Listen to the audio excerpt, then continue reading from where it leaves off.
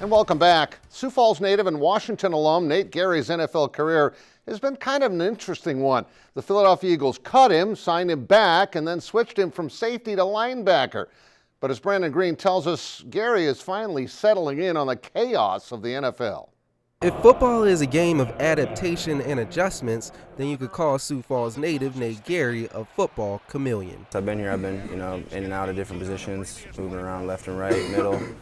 Been sticking to the grind, trying to stay in the playbook, just feel where the team needs me. That's about it. This has been the narrative for Gerry throughout his football career. While at Nebraska, he transitioned from linebacker to safety. Then in the NFL, he made the switch back from safety to linebacker. Off in the end zone. I'm not saying it's easy.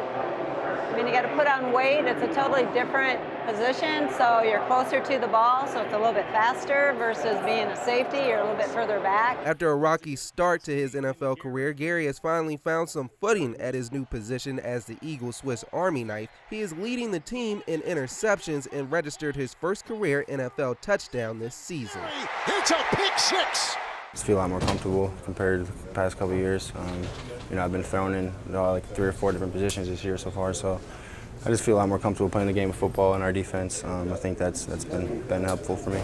It's quite the job. People don't understand what they put into this, kind of work. Every day is up and down. You don't know if you have a job when you come to work. I mean, it's, you have to be prepared and you have to work hard. Gerry has planted his flag in Philadelphia for the foreseeable future. He has already tied his career high for starts in a season and is expected to break it against the Cowboys. In Minneapolis, Brandon Green, KDLT Sports. Now, Gerry, who shares an apartment with his older brother Matt in Philadelphia, his role is expected to get even bigger this season as the Eagles cut starting linebacker Zach Brown yesterday. Well, the playoffs continued last night, and the semifinals are now set in the Class AA for Thursday.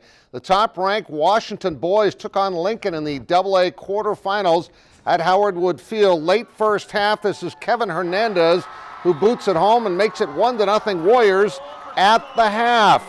In the second half, they would get a couple more.